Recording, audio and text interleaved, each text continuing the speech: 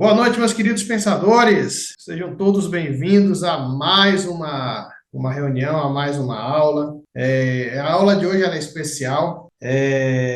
O último capítulo, né, do livro Quem Pensa Enriquece, o legado que nós estamos estudando. Nós vamos falar sobre os 6 fantasmas do medo. Então, nessa aula, nós vamos entender quais são esses 6 fantasmas do medo. Vamos falar sobre o que é o medo. Dentre os 6 medos, nós vamos identificar aquele medo que é o mais destrutivo, o medo que é o mais doloroso e o medo que é o mais cruel dos 6. E no final é que fica a parte melhor, que além desses 6 medos, tem uma outra coisa que é terrível, que é pior do que os 6 medos, que eu chamei da oficina do mal, que nós vamos ver mais no final aqui da nossa aula, e vamos também entender como controlar a nossa mente. Então já vamos começar aqui entendendo o seguinte: por que muitas vezes nós não recebemos as respostas para as nossas perguntas, ou as respostas para as nossas ideias, ou então aqueles planos, né, que muitas vezes nós procuramos? Por que nós não recebemos? Por causa da presença de 3 inimigos que cortam a conexão com a mente universal, ou seja, como nós chamamos aqui, Deus. Esses 3 inimigos, eles cortam essa conexão. Porque nós já entendemos que quando nós buscamos respostas a nível intangível, ou utilizando a imaginação criativa, nós acessamos diretamente a mente universal. E devido à presença desses 3 inimigos, essa conexão ela é cortada. Então, nós não conseguimos obter a nossa resposta. E esses 3 inimigos são a indecisão, a dúvida e o medo. E aqui entra a resposta para a pergunta: o que é o medo? O medo nada mais é do que o resultado da mistura que ocorre entre indecisão e dúvida. Quando você junta esses dois, o resultado é o medo. E para você eliminar o medo, é necessário que conheça a causa do medo, porque o medo é o efeito, o medo é o resultado. E para mudar o resultado, nós temos que agir na causa. E é aqui que começamos a falar dos 6 fantasmas do medo. E esses 6 fantasmas são: primeiro, o medo da pobreza; o segundo, medo da crítica; terceiro, medo da doença; quarto, medo da perda de um grande amor, né, do amor de alguém; o quinto, o medo da velhice; e o sexto, que é o medo da morte. Agora vamos detalhar cada um deles. O medo da pobreza. Ele é o mais destrutivo de todos. Por que, Pedro, ele é o mais destrutivo? Porque ele acaba com a ambição. E quando a pessoa perde a ambição, mostra que ela não tem o quê? Um objetivo definido na vida. E sem ambição, sem um objetivo definido na vida, essa pessoa ela passa a sobreviver no lugar de viver intensamente, viver tudo aquilo que ela nasceu para viver. E quais são os sintomas do medo da pobreza? Existem 6 sintomas. Primeiro sintoma, a indiferença. Sendo redundante, falta de ambição, falta de iniciativa e preguiça mental. Segundo é a indecisão. Indecisão é quando você fica em cima do muro. Aquele ditado: não sei se eu caso ou se compro bicicleta. Terceiro é a dúvida. Dúvida é quando eu não sei o que eu quero. Então veja que é diferente. Indecisão e dúvida. Parece que são as mesmas coisas, mas não, são totalmente diferentes. Na indecisão, eu já até sei mas o que eu quero, porém estou diante de escolhas. E eu não decidi que escolha fazer. Já a dúvida é quando eu não sei. Eu estou perdido, não sei para onde eu vou. Quarta é a preocupação. Preocupação tem a ver com negligência. Porque quando eu negligencio algo, aquilo ali pode se tornar uma preocupação futura para mim. Como exemplo, gastar além do que eu ganho. Se eu sou negligente com isso, com as minhas finanças, essa conta lá na frente não vai me cobrar. Então, isso vai me gerar o quê? Uma preocupação. A quinta, excesso de cautela. O que é isso? Quer dizer? Esperar o momento certo. Quando o momento for certo, quando as coisas acontecerem assim, eu vou conseguir fazer algo. E o sexto é a procrastinação, que é ficar inventando desculpas para não fazer o que tem que ser feito e ficar mediano na mediocridade, negociando com a vida em troca de quê? Centavos. Ao invés de fazer o que tem que ser feito, se tornar a pessoa que você precisa se tornar. Então, esse é o medo mais destrutivo, que é o medo da pobreza. O segundo é o medo da crítica. Esse, ele destrói literalmente o poder da imaginação. E muitas vezes, ou todas as vezes, nós precisamos sim da imaginação. Nós precisamos usar a imaginação para criar algo, para ter resposta para as coisas. E a crítica, ela é muito pesada porque parte, na maioria dos casos, de pessoas próximas, de nossos parentes. E esse medo, ele destrói a iniciativa. E quais são os sintomas do medo da crítica? São 7. Primeiro, timidez, a pessoa fica tímida. Segundo, nervosismo, por causa da insegurança. Terceiro, falta de firmeza de decisão. Não é aquela pessoa que é a palavra dela, que fala e cumpre com a palavra. Ela uma hora fala uma coisa, daqui a pouco está falando outra. Quarto, complexo de inferioridade. Aqui não precisa nem falar, porque só pelo termo aqui a gente já entende. A pessoa se acha inferior com relação a tudo. O quinto, gasta mais do que ganha. Sexto, engana com palavras e ações. Pelo devido ao complexo de inferioridade, ela se vende como ela gostaria de ser, mas na verdade ela não é nada daquilo. Então ela está fazendo o quê? Enganando com palavras e com ações. E o sétimo é o hábito de aceitar a derrota. E nós já sabemos que as derrotas temporárias fazem parte, né, do nosso processo de crescimento, do nosso processo de evolução. Terceiro medo, que é o medo da doença. Esse medo está associado ao medo da morte, ao medo da velhice. E quais são os sintomas do medo da doença? São 7 também. Primeiro, uso negativo da autossugestão.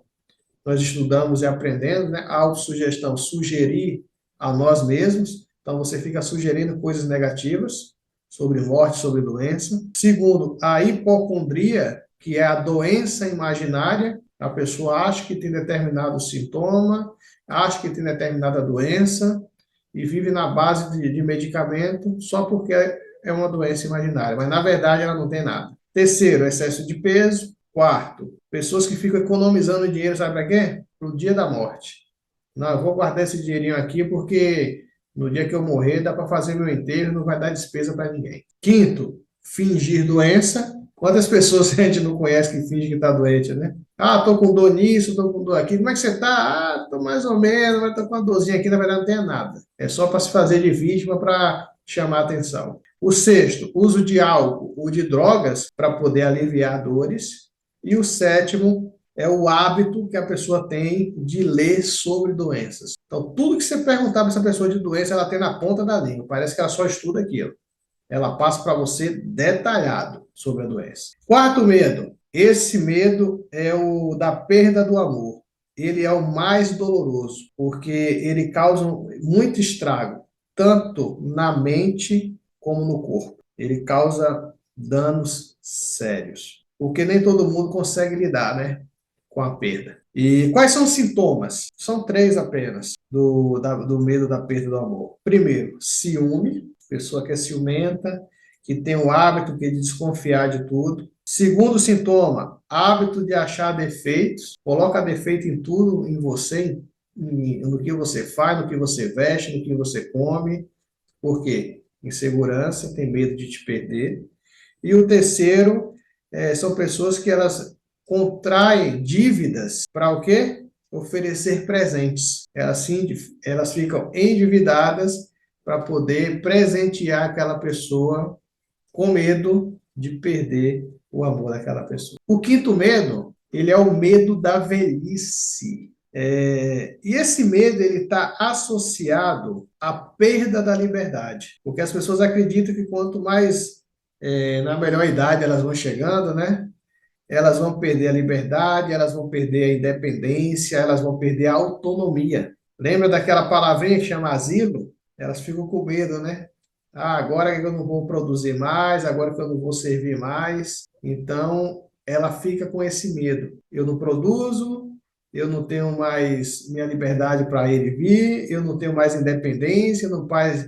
Na verdade, eu estou dependente de todo mundo. Então, está associado a isso o medo da velhice. E quais são os sintomas? São três também. É o complexo, mais uma vez, de inferioridade. Aquele hábito de ficar se desculpando porque é velho, eu já vi muito isso. A pessoa, ah, não, é por causa da idade, ah, é porque eu já estou velhinho, ah, porque a idade chegou.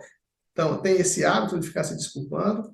E o terceiro é aquele que tenta parecer mais novo do que é. Ah, estica daqui, estica dali, pinta daqui, põe umas roupinhas que não tem nada a ver, né, com a idade. Então, ela não aceita que o tempo passou e tenta se manter como estava quando tinha 15 anos. Então, esses sintomas que levam ao medo da velhice. E o sexto e o último medo, que ele é o mais cruel, é o medo da morte. Isso aqui eu quero chamar bem a atenção que provavelmente vai mudar a concepção de morte. Para mim mudou.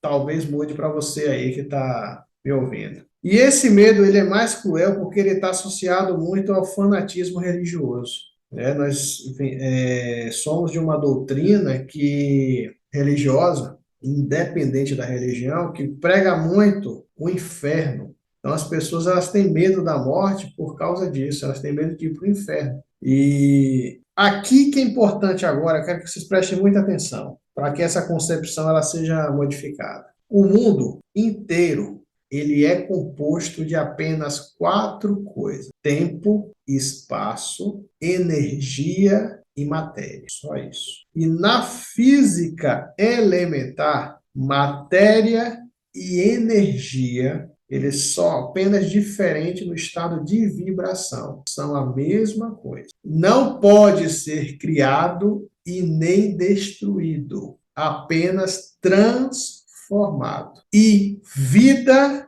é energia. Não sei se vocês conseguiram captar. Se a vida é energia e a energia não pode ser destruída, apenas transformada, então a morte, qual a conclusão que você chega? Quando nós fisicamente dizemos que morremos, na verdade nós apenas nos transformamos, porque nós somos pura energia. Apenas esse corpo físico deixa de existir e ele vai ser transformado. Eu não vou ser hipócrita aqui para falar para vocês que eu sei em que vai ser transformado, porque eu não sei. Eu ainda não aprendi sobre isso. Mas isso aqui deixou meu coração bem tranquilo com relação à morte. E quais são os sintomas da morte? São 6. Primeiro, doença, pobreza, falta de ocupação apropriada, decepção no amor, insanidade e, mais uma vez, para fechar, fanatismo religioso. Então, aqui nessa primeira parte, nós entendemos sobre essa questão do medo, né? Como é que o medo ele surge a partir da indecisão e da dúvida. Falamos dos 6 fantasmas do medo, sendo que temos o mais destrutivo, que é o medo da pobreza, o mais doloroso, que é o medo da perda do amor, e o mais cruel, que é o medo da morte. Dentre os 6 tem esses 3. Vamos entender agora como eliminar esses 6 medos. Começando pelo medo da morte. Aceitando a morte como um evento inevitável. Não tem como você mudar, não tem. Você, eu, nós vamos morrer um dia e ponto. Não tem como mudar isso. Segundo, o medo da velhice. É aceitar a melhor idade como uma bênção, né? É uma bênção que traz essa... Quanto mais velhos nós vamos ficando, mais sábios nos tornamos, com mais sabedoria. E o único detalhe que nós temos que ter aqui é que temos que colocar essa sabedoria na casa da prudência. E o que é a prudência? É quando eu sei, quando eu mensuro o peso das minhas palavras ou das minhas ações, o impacto que será causado na vida do próximo. Aí sim eu me torno uma pessoa sábia. Terceiro, o medo da perda do amor. Como é que você supera isso? Decidindo seguir em frente. Ah, não deu certo, não deu. Vou seguir a minha jornada, mesmo sem amor. O quarto, que é o medo da crítica. Não se preocupar com o que as outras pessoas pensam, fazem ou dizem. Segue o rumo. Não tenha medo de crítica. O quinto, que é o medo da doença. Esquece os sintomas, foca na saúde, pense em coisas boas. Para de ficar falando de doença, de ver notícias sobre doença. É assim que se elimina esse medo. E o sexto, que é o medo da pobreza, é vivendo com qualquer riqueza que você possa acumular. E aqui eu quero chamar a atenção para você que a riqueza do homem, quando eu falo homem, eu me refiro a homem e mulher, ela não é mensurada pelo dinheiro que você tem, pelas posses que você tem, mas sim pela pessoa que você é. E hoje nós sabemos que é uma raridade as pessoas gostarem de você pelo que você é e não pelo que você tem. Então, até nisso, nós temos que ter o quê? Sabedoria. E eu quero entrar agora em algo que é, assim, bruto. É pior do que os 6 medos. Isso daqui que eu vou falar agora é pior do que os 6 medos. Eu chamei até de a oficina do mal. E o que seria isso? As influências negativas de pessoas e ambientes negativos. Se liberta disso, porque ambiente negativo e pessoas negativas vão acabar com a sua vida. E como é que você se liberta de influências negativas? Com coisa, olha bem, é simples, mas não é fácil. Para se libertar, primeiro, você tem que manter a mente fechada para aquelas pessoas que ficam o quê? Tentando te deprimir, tentando te desencorajar. Tudo que você quer fazer, ela põe empecilho, ela põe defeito. E a segunda coisa que é muito importante, que é procurar a companhia de pessoas que te incentivam, né, a conquistar os seus objetivos, que te incentivam a pensar, a agir por si mesmo. É você estar com as pessoas certas, no ambiente certo, buscando o conhecimento certo. A partir do momento que você seleciona as pessoas, o ambiente e o tipo de conhecimento, você não dá brecha para influências negativas. Lembre, nós falamos de 6 medos, mas nenhum deles chega nem perto das influências negativas. Então, fica muito atento a isso. E como isso aqui é mais importante também. Além daquele, é algo também muito importante. Como que nós controlamos a nossa mente? Isso aqui eu achei fantástico. Para você controlar a mente, é só você criar o hábito de quê? De manter a sua mente ocupada com um objetivo definido, apoiado em um plano definido. Olha que interessante. Se eu quero dominar, cara, olha como é simples, mas não é fácil, mas é simples. Dominar a sua mente é você ter o objetivo definido e os planos para alcançar aquele objetivo. Então, se todo dia, quando eu levanto, eu estou seguindo o meu planejamento, que está me levando ao meu objetivo, acabou, meu amigo. Minha mente vai estar o tempo todo blindada, porque eu vou estar focado no que eu quero. Olha como é importante você ter um objetivo definido na vida. E se você não tem, você fica o quê? Vai para lá, vai para a esquerda, vai direita, vai para cima, vai para baixo, vai para o norte, vai para o sul. Toda hora você está mudando. E cada vez que você muda e você não presta atenção, é um novo recomeço. Tudo aquilo que você fez ficou para trás, perdeu, acabou. Olha o tempão que você não perdeu. Por quê? Ausência de objetivo definido. E olha que eu falei que não basta apenas o objetivo definido. Além do objetivo definido, você tem que ter planos definidos. Eu vou fazer isso, isso, isso, isso, isso, isso. E cada vez que eu vou executando, cada vez que eu vou finalizando cada tarefa, eu vou me tornando, eu vou chegando cada vez mais próximo do meu objetivo. Então, se eu faço isso todo dia, a minha mente está blindada. Eu não paro em momento nenhum para ficar pensando em bobagem, influências negativas. E para fechar com chave de ouro, você só vai ser capaz de controlar o seu destino quando você controlar os seus pensamentos. A pessoa que não controla os pensamentos, ela jamais vai controlar o destino dela.